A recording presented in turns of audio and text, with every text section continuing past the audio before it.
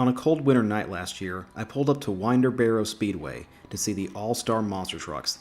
The drive itself wasn't anything crazy as the venue is only 20 minutes from my house, but with every event I attend, I consider what my motivation is, and probably the single biggest one is to see trucks and drivers I haven't had the chance to see yet.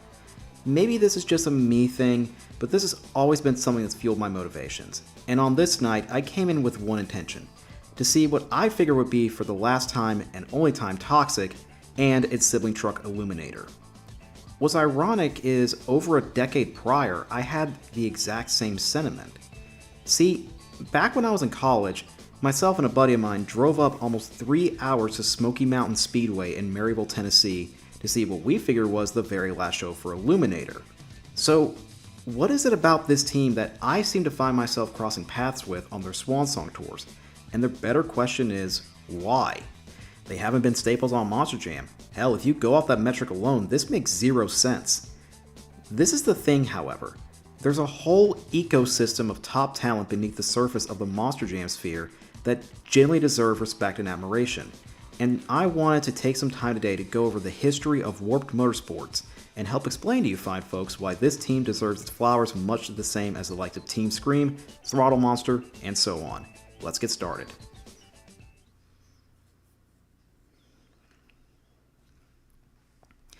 I always like starting these videos going over a geographical anchor because I think it helps highlight how the scene got drivers involved, and so we begin in Bethesda, Maryland.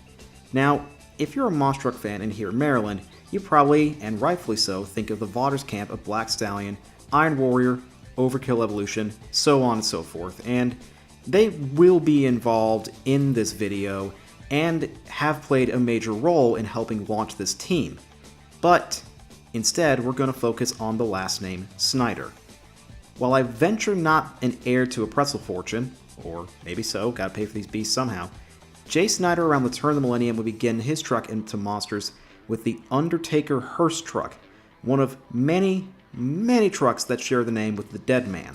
Jay would end up partnering with a local man named Dave Wapple, who owned a leafer/ride truck named Blackjack, and the two men would do car crushes for their hometown fairground of Montgomery County in Gaithersburg, which turned out to be a massive draw, as even through today, the event is a marquee stop with multiple shows a year, and very frequently you'll see a plethora of highlights. The origins, however, come here with some car crushing. It's like a smaller version of how the Pontiac Silverdome became a mecca for monster trucks. Jay also, when not piloting his rig, would crew for Guy Wood and his bulldozer operation. Gotta wonder if he was on repair duty during the Houston 02 show. Yeesh. His next dream, however, would be a real nightmare. See, Gary Bauer, who had been a staple of the sport for 20 years, decided now was the time to step back, and herein comes Jay to purchase this Screamin' Demon truck, which started life as Nightmare 2. Jay actually broke his back driving Undertaker, which, if you remember from my Excalibur video, was not an uncommon result driving Leafers. After getting the initial lead from Vaughters and a power plant from his former boss Guy Wood, he was set. Despite being a truck with over a decade of use, it was still a great piece, and Jay knew how to run it hard. What's a fun fact too is the name would alternate between Screamin' Demon and Blackjack, a racer version of Dave's Leafer. Under this tenure, he would start traveling beyond Maryland to across the US, and he would also originate two-wheel skills. Seriously, look at this. That looks like a stoppie to me, 8.976 on judgeszone.com. Of course, Jay still would keep frequent at the Gaithersburg Fair as the attendance became more and more prominent. But I want to focus on this right here. See, in the 2009 edition, Jay would secure strips of red LED lights along the main chassis rails to help add some flair, as of course being that many of these fairs and smaller shows may not have the best lighting. So this could help fans see the truck in the evening, especially during freestyle. But what if you took this to a bigger degree?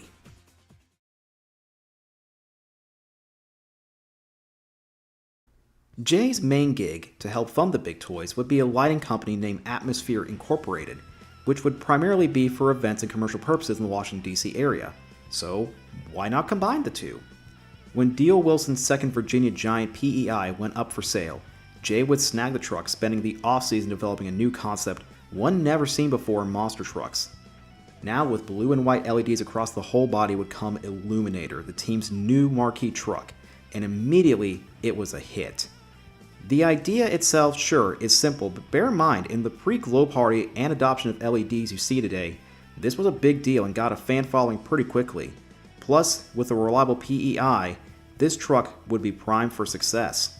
Hell, apparently according to Jay himself, when he did his first show with Monster Jam, they actually decided moving forward he would open up the parade because the fans just loved the idea of this truck hitting the track so much, especially during intros when the lights would be off. What about the original truck? Well, it would be sold first to Kevin Milletti, running Screamin' Demon, then be sold to Indiana to some guy named Jerry. Jay would tour continuously across the US, and even now into Canada with various promoters including Monster Jam, where the truck continued to grow and get popular. However, as always, everything comes back to Gaithersburg. The team was as popular as ever, and the show continued to become more and more popular. But Jay knew he couldn't do this forever, so it was time for the next generation to step in. 2012, where ironically another second-generation superstar in the making, Mike Fodders Jr., would make one of his first driving appearances, Jay's son Corey would make his driving debut. Although it wouldn't be for the full weekend, the fact was it was to see how he would do dipping his toes into this whole monster truck thing. And it appears to have gone well. Meanwhile, Dave Wapple, who helped jumpstart this whole endeavor, would make some final one-off appearances driving Illuminator in 2012 and 2013. Around this time as well, a die-cast toy would be released by Hot Wheels with an updated design that would actually be adopted by the team in 2014, albeit mainly just for the Monster Jam season, as following the winter season, the original body would return. The team, however, heading into the end of 2014 would make the decision to sell the truck and step back from the sport entirely, with their final event being in Maryville, Tennessee. Thing is, news about this traveled, and with this in mind, myself and my buddy made the 2+ hour trek to Smoky Mountain Speedway to see for the first and what we thought was the only time Illuminator. Jay would win freestyle with a wild performance which I so wish I'd kept footage of, but alas. The truck would be sold to Jeff and Melissa Gottwald out of Georgia, which of course meant for me the chance was still there. And indeed, the team would compete across the southeast with the truck following the sale. Looking back, however, it's impressive to see how a man with a dream went on to become not just a local legend but a national star, lighting up the floor every weekend. But anyways, I've gone off track, and I'll see you all next time.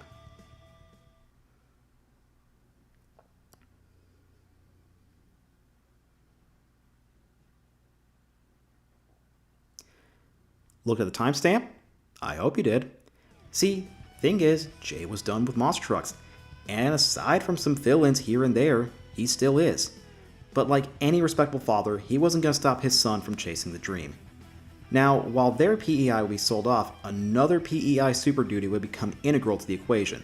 Toxic.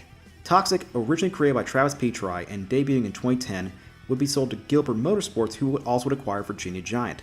The third version after the second one was made to Illuminator. There are so many links. You remember that old It's Always Sunny bit about Pepe Sylvia? That's how I felt reviewing the connections for this video. Anyways, there's more to come, but Corey would be drafted to drive the team as Cliff Vowell would pilot Virginia Giant.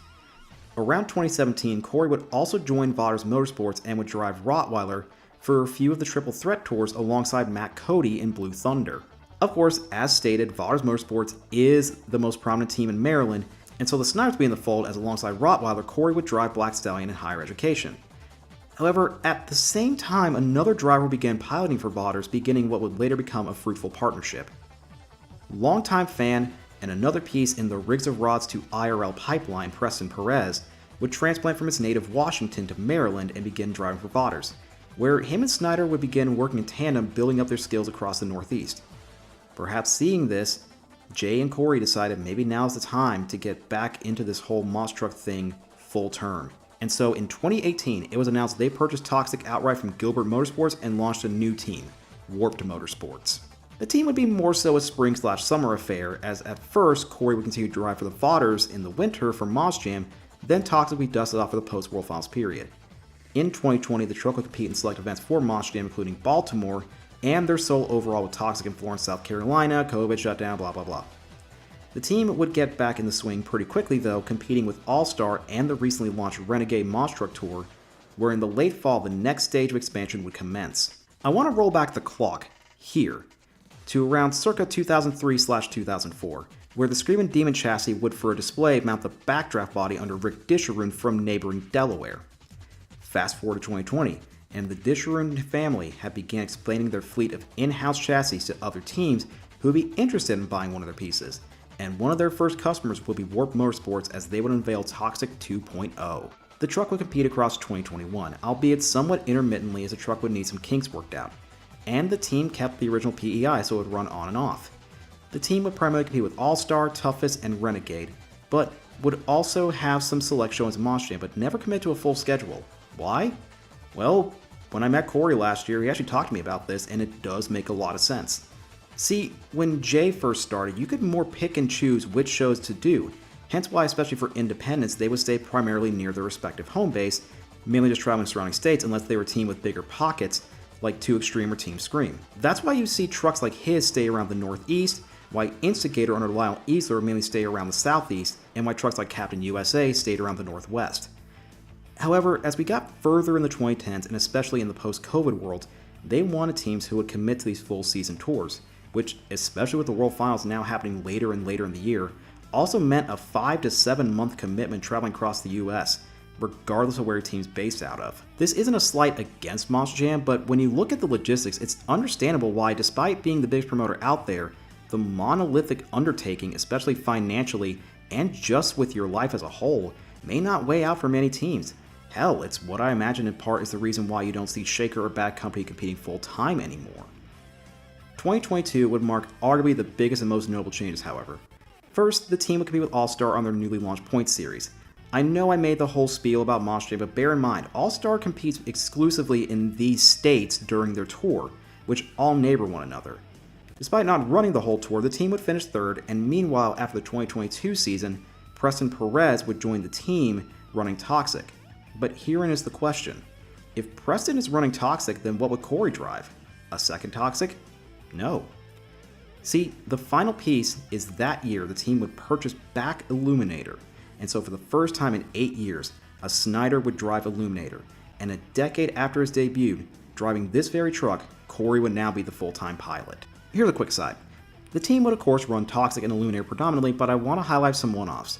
First is Outlaw from Monster Truck Wars, with Preston making a pretty sweet reverse move that would make his mentor Mike Vaughters proud. Then Sinistar from Mount Pleasant on Corey's chassis, and Smokin' at the Buck in Pennsylvania. Now, with the team built, they would spend 2023 competing with All-Star and running some bigger marquee events like Hagerstown and Wildwood, where Preston would clinch up the weekend title. Winter of 2024 would be a bit more limited, as Preston would, in what I can only venture as a trajectory similar to match Craig Christensen, would join Hot Wheels for their winter tour, while Illuminator would get full chassis LEDs after being tested out, driven by Jay in what I believe is his most recent appearance, called White Lightning, but would run once again their typical spring, summer, and fall gauntlet, including clinching up another title in Wildwood and a trip to the legendary Back School Bash in Charlotte. Rest in peace. However, in the closing days of 2024, the team would announce a scale back of operations following one final tour, the full All-Star 2025 tour, and this time they would run every date with Preston and Toxic and Corey and Illuminator. The team would have to fight off stiff competition from Elliot Miller and Brett Falvey especially, but when the dust settled, Preston would clinch his first tour title and Corey would finish second. Both drivers would have a barn burner of a weekend in Ringgold, with Corey having arguably the best freestyle from an independent driver all year. Like, seriously, pause this video right now, enough of my yapping, go watch it. Let me know when you come back. I'll wait. Yeah, wasn't that freaking awesome? That's the type of run that puts hair on your chest. Now, I want to make one thing clear. This doesn't mean the team was done, but would scale back their operations to a more limited schedule, being more selective on the weekends they run. Still, heading into that night in Winder, I figured this was a lot like my thoughts 11 years ago, the last time I would ever get to see them compete. Wrong again, idiot. Preston, however, would join Daniel Ames' team to pilot Culture Shock and of course also do work for the Vaughters team, and now, as of this video's publication, is looking to get title number 3 for Team Throttle Monster, driving Velociraptor on Toughest. Daniel Donnelly, who also trained under the Vaughters banner, would pilot Illuminator, while Corey would go back to the original PEI Toxic. Nearing 2026, it appears the plan is still for a more limited schedule, with the trucks at least still getting dusted off to run the gambit. I want to end this by answering a possible question. Why am I covering this team before bigger ones like 2 Extreme, Team Overboard, or Team Scream? The latter of which I've already got a full script, keep your eyes peeled on that one. And it's really because these teams deserve to have their stories told. Speaking with Corey and seeing these trucks in person, they're phenomenal rigs that are maintained immaculately. And I hope perhaps in some small part I can play a role in helping show people why this team deserves the admiration they've gotten and then some. Maybe this is me, but legitimately, for as much as I do talk about Maass Jam, the ethos I have with this whole channel is to highlight those that are underdogs. I'm aware this video will get probably less views than one about covering Gravedigger or the World Finals, but that's not the point. The point is there's a whole world out there of top talent when you look beyond just who's in Monster Jam. You'll find some amazing talent, and I want to help bring more attention to these operations. There's so many teams across the US just like them who maybe were never mainstays on TV, but still have the same goal of entertaining fans across the country. A true grassroots operation that grew and thrived, as well as a commitment to quality no matter what size of the venue. Those are my favorite teams, and for Warped Motorsports, they're a poster child in that regard. But anyways, now I've actually gone off track, and I'll see you all next time.